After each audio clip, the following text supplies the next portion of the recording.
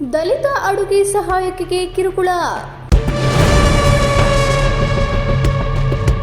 ನನ್ನ ಹೆಸರು ಆಶಾ.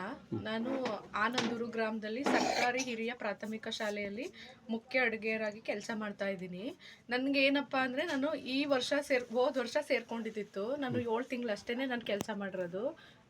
ನನ್ನ ಸಹಾಯಕಿ ಇದ್ದಾರಲ್ಲ, ಅವರು ಇನ್ನು 4 ವರ್ಷ ಬಂದರೆ ಅವ್ರಿಗೆ 4-5 ವರ್ಷ ಬಂದರೆ ಅವ್ರಿಗೆ 60 ವರ್ಷ ಆಗುತ್ತೆ, ರಿಟೈರ್ಡ್ ಆಗುತ್ತೆ. ಇಷ್ಟು ದಿನ ಇಲ್ಲಿ ಮಾಡ್ತಾಯಿದ್ದಿತ್ತು ಕುರ್ಬಸ್ಸು, ಅದರ್ ಕ್ಯಾಸ್ಟ್ ಮಾಡ್ತಾಯಿದ್ರು ಕೆಲಸನ. ನಾನು ಹೋದಾಗಿಂದ ಅವ್ರಿಗೆ SC ಅವರು ಮಾಡಬಾರ್ದು, SC ಅವರು ಅಡುಗೆ ಮಾಡಿರೋದನ್ನು ಊಟ ಮಾಡಬಾರ್ದು ಅಂತ ಮಕ್ಕಳಿಗೆ ತುಂಬ ಹೇಳ್ಕೊಟ್ಟು ಚಾಡಿನ. ಮಕ್ಕಳುಗಳು ನಾನು ಮಾಡೋ ಅಡುಗೆನ ಸರಿಯಾಗಿ ಊಟ ಮಾಡ್ತಾ ಇರಲಿಲ್ಲ. ಎಲ್ಲನೂ ಸ್ವಲ್ಪ ಹಾಕಿ ಅಂತ ಹೇಳ್ಬಿಟ್ಟು ಎಲ್ಲನೂ ವೇಸ್ಟ್ ಮಾಡ್ತಿದ್ದು. ಅರ್ಧ ಬಕೆಟ್ ಅನ್ನ ಉಳ್ಕೊಳ್ಳೋದು. ಮುಕ್ಕಾಲು ಬಕೆಟ್ ಅನ್ನದಲ್ಲಿ ಅನ್ನ ಮಾಡಿದ್ರೆ ಅರ್ಧ ಬಕೆಟ್ ಉಳ್ಕೊಳ್ಳೋದು. ಇನ್ನು ಊಟನೇ ಮಾಡ್ತಾ ಇರಲಿಲ್ಲ ಮಕ್ಕಳು. ಇವಳು ಜಾಸ್ತಿ ಹೇಳ್ಕೊಟ್ಟು ಮಕ್ಕಳಿಗೆ ಇವಳು SC ಇವಳು ಮಾಡಿರೋದನ್ನ ತಿನ್ಬೇಡಿ, ಆಮೇಲೆ ಇವಳನ್ನ ಆದಷ್ಟು ತೆಗ್ದಾಕ್ಬೇಕು, ಮನೆಯಿಂದ ಊಟ ತಗೊಬನ್ನಿ ನೀವು ಅಂತ ಎಲ್ಲ ಹೇಳಿ ಮಕ್ಕಳು ಊಟನೇ ಮಾಡ್ತಾ ಇರಲಿಲ್ಲ. ಇದರಿಂದ ಮನನೊಂದು ನಾನು ಕೆಲ್ಸಕ್ಕೆ ಹೋಗ್ತಾ ಇಲ್ಲ. ಅದಕ್ಕಿಂತ ಮುಂಚೆ ಏನು ಅಂದರೆ, ನಾನು ಅಡುಗೆ ಮಾಡ್ತಾ ಇದ್ದೀನಿ ಅನ್ನೋ ಒಂದು ಕಾರಣಕ್ಕೆ ಅವಳು ನನಗೆ ಮಾನಸಿಕ ಹಿಂಸೆ, ಬಾಯಿಗೆ ಬಂದಂಗೆಲ್ಲ ಅನ್ನೋದು, ಏನು ಬೇಕು ಅದನ್ನೇ ಅವಳು ಮನಸ್ಸಿಗೆ ಬಂದಿತ್ತ ಮಾತಾಡೋದು, ಅವ್ರ ಮನೆ ಆಳ್ತರ ನನ್ನನ್ನು ಟ್ರೀಟ್ ಮಾಡೋದು. ಅವಳು ನನ್ನ ಹತ್ರನೇ ಎಲ್ಲ ಕೆಲಸನೂ ಮಾಡಿಸ್ಕೊಳ್ಳೋದು. ಅವಳು ಏನು ಮಾಡ್ತಾ ಇರಲಿಲ್ಲ. ಅವಳ ಪಾಡ್ಗೆ ಅವಳು ಬಿಸಿಲು ಕಾಯಿಸ್ತಾ ಕೂತ್ಕೊಳ್ಳೋಳು. ಯಾಕಂದ್ರೆ ಇವಳು ಕೀಳ್ ಜಾತಿ ಅವಳು, ಇವಳ ಹತ್ರ ನಾನು ಯಾಕೆ ಹೋಗಿ ಕೆಲಸ ಮಾಡಬೇಕು ಅಂತ ಸಿಕ್ಕಾಬಟ್ಟೆ ನನಗೆ ಮಾನಸಿಕ ಹಿಂಸೆ ನೀಡಿ ಅದರಿಂದ ನಾನು ಕೆಲಸಕ್ಕೆ ಹೋಗ್ತಾ ಇಲ್ಲ. ಈಗ ಒಂದು 20 ದಿನ ಆಯಿತು ನಾನು ಕೆಲಸ ಬಿಟ್ಟು ಮನೇಲಿದ್ದೀನಿ. ನಾವು ತುಂಬ ಬಡವರು, ನಾನು ಅದನ್ನೇ ನಂಬ್ಕೊಂಡು ಜೀವನ ಮಾಡ್ತಿದ್ದೆ. ಆದರೆ ಅವಳು ಕೊಡೋ ಮಾನಸಿಕ ಹಿಂಸೆಯಿಂದ ನಾನು ಕೆಲ್ಸಕ್ಕೆ ಹೋಗೋಕ್ಕಾಯ್ತಿಲ್ಲ. ಇದಕ್ಕೆ ನಮ್ಮ HM ಸರ್ನ ನಾನು ಕೇಳಿದೆ, ಈ ಥರ ಎಲ್ಲ ಆಯ್ತೈತೆ ಅಂತ. ನಾನು ಒಂದು ಪತ್ರನೂ ಬರೆದು ಕೊಟ್ಟಿದ್ದೀನಿ, ಲೆಟರು. ಆದರೆ ಅವರು ಅದ್ರ ಬಗ್ಗೆ ಏನು ಗಮನ ತಗೊಂಡಿಲ್ಲ. ಅವ್ರ ಪಾಡಿಗೆ ಅವರೇ, ನನ್ನ ಪಾಡಿಗೆ ನಾನು ಮನೇಲಿದ್ದೀನಿ. ನಮಗೆ ಆದಷ್ಟು ನೀವು ಸಹಾಯ ಮಾಡಬೇಕು ಅಂತ ಕೇಳ್ಕೊತೀನಿ. ಓಕೆ, ಇದರಿಂದ ಏನಾರು ಜಾತಿ ನಿಂದನೆ ಆ ಥರ ಏನಾರು ಮಾಡಿದ್ರಾ? ಇದರಿಂದ ಅಂದರೆ ನಾನು SC ಅನ್ನೋ ಒಂದು ಕಾರಣಕ್ಕೋಸ್ಕರ ಜಾತಿ ನಿಂದನೆ ಇದ್ದೇ ಇರುತ್ತೆ. ಅದು ಓಕೆ, ಅವೆಲ್ಲ ಏನಾರು ಅವರು ಬೈಯೋದು ನಿಮ್ಮನ್ನ ಮಾನಸಿಕವಾಗಿ ಹಿಂಸೆ, ಕಿರುಕುಳ, ಒಂಥರ ನೀನೇ ಮಾಡು, ನಾನೇಕ್ ಮಾಡ್ಬೇಕು, ನೀನು ಕೀಳ್ ಜಾತಿ ಅವಳಲ್ವಾ, ನೀನು ಅಡ್ಗೆ ಮಾಡ್ಬೇಡ ಅಂತಾನೆ ಇದ್ಲು. ಪಾತ್ರೆ ತೊಳಿ, ನೀನು ಅಡ್ಗೆ ಮಾಡಂಗಿಲ್ಲ, ನೀನ್ ಮಾಡ್ಬೇಡ, ಕೀಳ್ ಜಾತಿ ಅನ್ನೋ ಒಂದು ಕಾರಣಕ್ಕೆ ನೀನ್ ಮಾಡ್ಬೇಡ, ಬರೀ ಪಾತ್ರೆ ತೊಳಿ, ಕಸ ಗುಡ್ಸು, ಆಮೇಲೆ ಅಡ್ಗೆ ಮನೆ ಕ್ಲೀನ್ ಮಾಡು, ಆಮೇಲೆ ತರಕಾರಿ ಉತ್ತರಿಸ್ಕೊಡು ಅಂದ್ಬಿಟ್ಟು ನನಗೆ ಅಡ್ಗೆ ಮಾಡಕ್ಕೆ ಕೊಡ್ತಾ ಇರ್ಲಿಲ್ಲ ಅವಳು. ನಾನು ಅಡುಗೆ ಮಾಡೋದು ಬಿಟ್ಟು ಅವಳೇ ಮಾಡ್ತಾವಳು ಇವಾಗ. ಸರಿ ಸರ್, ನನ್ನ ಹೆಸರು MS ಮಹಾದೇವ್ ಅಂತ.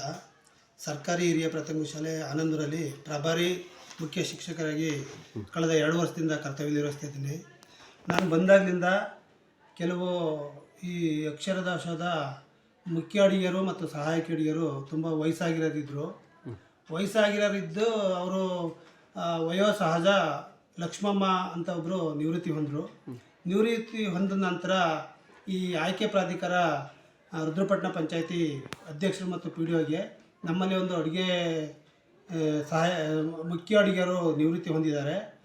ಆ ಪ್ಲೇಸ್ಗೆ ಒಬ್ಬರನ್ನ ಆಯ್ಕೆ ಮಾಡಿಕೊಡಿ ಅಂತ ಒಂದು ಮನವಿ ಕೊಟ್ಟಾಗ ಅವರು ಒಂದು ಪ್ರಕ್ರಿಯೆ ಇದೆ ಸರ್, ಅದು ರೂಲ್ಸ್ ಇದೆ, ಆ ಪ್ರಕಾರ ಒಂದು 2 ತಿಂಗಳು ಟೈಮ್ ಬೇಕಾಗುತ್ತೆ, ಹಾಗಾಗಿ ಅದು ಮಾಡಿಕೊಡ್ತೀವಿ ಅಂತ ಅರ್ಜಿ ಹಾಕಿ ನಮ್ಮಿಂದ ಒಂದು ಲೆಟ್ರ್ ತಗೊಂಡು SDMC ಮತ್ತು ಮುಖ್ಯೋಪಾಧ್ಯಾಯರಿಂದ ಒಂದು ಮೀಟಿಂಗ್ ಮಾಡಿ ಅಲ್ಲಿ ರೆಜುಲೇಷನ್ ಮಾಡಿ ಅವ್ರಿಗೆ ಆಯ್ಕೆ ಮಾಡಿಕೊಡಿ ಅಂತ ಕೊಟ್ಟಾಗ ಅವರು ಅವರ ಪ್ರಕ್ರಿಯೆ ಏನಿದೆ ಅದನ್ನು ಅನೌನ್ಸ್ ಮಾಡಿ 15 ದಿನ ಟೈಮ್ ತಗೊಂಡು 1 ತಿಂಗಳು ಅರ್ಜಿ ಸಲ್ಲಿಸೋಕ್ಕೆ ಮಾಡಿ ರೋಸ್ಟರ್ ಪದ್ಧತಿಯಿಂದ ಇದು ರಿಸರ್ವೇಷನ್ನು ಎಲ್ಲ ಶಾಲೆಯಲ್ಲಿ ಇರೋದ್ರಿಂದ ಇದು ರಿಸರ್ವೇಷನ್ನೇ ಆನಂದರಿಗೆ ಬೇಕು ಅಂತ ಹೇಳಿ ಅವರು ಆಯ್ಕೆ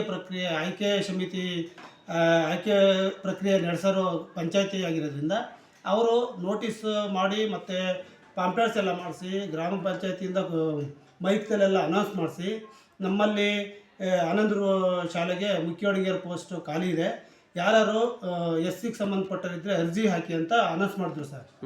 ಅನೌನ್ಸ್ ಮಾಡಿದ್ಮೇಲೆ ಇಲ್ಲಿ ಒಂದು 2-3 ಜನ ಅಪ್ಲಿಕೇಶನ್ ಹಾಕಿದ್ರು. ಕ್ವಾಲಿಫಿಕೇಷನ್ ಮೇಲೆ ಆಶಾ OM ಅಂತ ಅವ್ರನ್ನ ಸೆಲೆಕ್ಟ್ ಮಾಡಿ ಜೂನಿನಿಂದ ಅವರು ಕರ್ತವ್ಯಕ್ಕೆ ಹಾಜರಾದರು. ಕರ್ತವ್ಯಕ್ಕೆ ಹಾಜರಾಗಿ 1 ತಿಂಗಳು 2 ತಿಂಗಳು ಕಂಟಿನ್ಯೂ ಆಗಿ ಡ್ಯೂಟಿ ಮಾಡಿದ ನಂತರ ಈಗ ಆಗಸ್ಟ್ ಸ್ವಾತಂತ್ರ್ಯ ದಿನಾಚರಣೆ ಆಯಿತು, ಅಲ್ಲಿ ಸ್ವಲ್ಪ ಸ್ವಾತಂತ್ರ್ಯ ದಿನಾಚರಣೆಗೆ ಅಡುಗೆ ಉಪಚಾರಗಳು ಮತ್ತು ಸ್ವೀಟ್ ಅದು ವರ್ಕ್ ಜಾಸ್ತಿ ಆದಾಗ ಅವ್ರಿಗೆ ಗೊಂದಲ ಆಗಿ ಸ್ವಾತಂತ್ರ್ಯ ದಿನಾಚರಣೆಯಿಂದ ಇದು ಇವ್ರಿಗೆ ಅಂಡರ್ಸ್ಟ್ಯಾಂಡಿಂಗ್ ಇಲ್ದೇ ನಮ್ಮ ಗಮನಕ್ಕೆ ಬರ್ದಂಗೆ ಮನಸ್ತಾಪ ಬಂದು ಅವ್ರಿಗೆ ಅವರವರಲ್ಲೇ ಹೊಂದಾಣಿಕೆ ಇಲ್ದೇ ನಮ್ಮ ಗಮನಕ್ಕೆ ಸೆಪ್ಟೆಂಬರ್ ರಜಾ ಕೊಡೋ ಟೈಮ್ಗೆ ನಮಗೆ ಗೊತ್ತಾಯಿತು. ಇವರು ನನಗೆ ನನ್ನ ಒಂಥರ ಕೇವಲ ಕಾಣ್ತಾರೆ ಅಂತ ಅವರು ಅನ್ನೋದು, ಇವ್ರು ಬಂದಮೇಲೆ ನೀವು ನಮ್ಮನ್ನು ಕೇವಲ ಕಾಣ್ತೀರಿ ಅಂತ ಇವ್ರು ಹೇಳೋದು, ಈ ಥರ ಹೇಳ್ತಾ ಇದ್ದಾಗ ನಾನು ಜಗಳಕ್ಕೆ ನಾನಲ್ಲ, ನೀವೇ ಹೊಂದಾಣಿಕೆ ಮಾಡ್ಕೊಂಡು ಹೋಗಿ, ನಾವೆಲ್ಲ ಇಲ್ಲಿ ಲೋಕಲ್ ಆಗಿದ್ದೀವಿ ಅಂತ ಹೇಳಿದೆ. ಈ ಆಶಾ ಅವ್ರಿಗೆ ನೀವು ಹೊಲೆಯರು ಅಂತ ನೀವು ಯಾಕೆ ಅನ್ಕೋತೀರಿ, ನೀವು ಬ್ರಾಹ್ಮಣರು ಅಂತ ನೀವು ನಮ್ಗೆ ಯಾಕೆ ಅನ್ಕೋತೀರಿ, ನಾವೆಲ್ಲ OBC ದಲಿತರುಗಳೇ ಅಲ್ವಾ, ಹೊಂದಾಣಿಕೆ ಮಾಡ್ಕೊಂಡು ಹೋಗಿ, ಬೇರೆಯವ್ರಿಗೆ ಅವಕಾಶ ಕೊಡಬೇಡಿ. ನಮ್ಮ ಸ್ಥಾನಕ್ಕೆನ ಉಳಿಸ್ಕೋಬೇಕು ಅಂದರೆ ನಾವು ಶಾಲಾ ಕೊಠಡಿ ಒಳಗೆ ತೀರ್ಮಾನ ತಗೊಳ್ಳೋಣ. ಯಾಕೆ ಹಿಂಗೆ ಆಡ್ತೀರಿ ಅಂತಂದರೆ ನಮಗೆ ಊರು ಸುತ್ತೆಲ್ಲ ಹೇಳ್ಕೊಂಬತ್ತಾರೆ ಅಂತ ಇವ್ರು ಹೇಳ್ತಾರೆ, ನಮ್ಗೆ ಊರು ಸುತ್ತೆಲ್ಲ ಹೇಳ್ಕೊಂಬತ್ತಾರೆ ಅಂತ ಅವ್ರು ಹೇಳ್ತಾರೆ. ಇವರ ಗೊಂದಲದಿಂದ ಬಿಸಿ ಊಟಕ್ಕೆ ತೊಂದರೆ ಆಗಬಾರ್ದು ಅಂತ ನಾನು ಕೆಲವು ಗೆಸ್ಟ್ ಟೀಚರ್ಗಳ ಕೈಲಿ ಇವರು ತರಬೇತಿ ಮೀಟಿಂಗ್ ಹೋದಾಗ 3 ದಿನ ಅಡುಗೆ ಮಾಡ್ತಾನೆ ಸ್ಟಾಪ್ ಆದಾಗ ನಾವೇ ಸಹಕಾರ ಕೊಟ್ಟು ಗೆಸ್ಟ್ ಟೀಚರ್ ಕೈಲಿ ಅಡುಗೆ ಮಾಡಿಸಿ, ಇಲ್ಲಿ SDMC ನೋಟಿಸ್ ಕೊಟ್ಟರು ಸಕಾಲಕ್ಕೆ ಬರೋದಿಲ್ಲ, ಒಬ್ಬೊಬ್ಬರಾಗೆ ಬರ್ತಾರೆ. ಮತ್ತು ಕೆಲವು SDMC ಪುನರ್ರಚನೆಗೂ ಸಹ ಅವಕಾಶ ಕೊಡ್ತಾನೆ. ಇಲ್ಲಿ ನಮಗೆ ಕರ್ತವ್ಯಕ್ಕೆ ಕೆಲವು ಅಡಚಣೆಗಳು ಆಗ್ತಾ ಉಂಟು. ಆದರೂ ನಾನು ಇಲ್ಲಿ ಲೋಕಲಾಗಿ ಎಲ್ಲ ಇಲಾಖೆ ಆದೇಶದ ಪ್ರಕಾರ ಇಲಾಖೆಗೂ ವರದಿ ಕೊಡ್ತೇನೆ.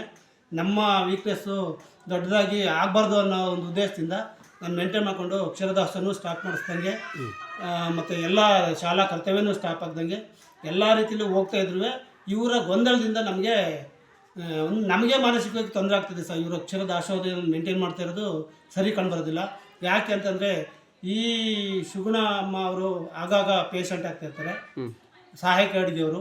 ಅವರಿಗೆ ಮಂಡಿ ನೋವು ಅಂತಾರೆ, ಸೊಂಟ ನೋವು ಅಂತಾರೆ, ಆಗ ಬರೋದು ಲೇಟ್ ಆಯಿತು ಅಂತಾರೆ, ನನಗೆ ಆಗೋದಿಲ್ಲ ಸರ್ ಅಂತ ಮಧ್ಯದಲ್ಲಿ ಹೋಗ್ತಾರೆ.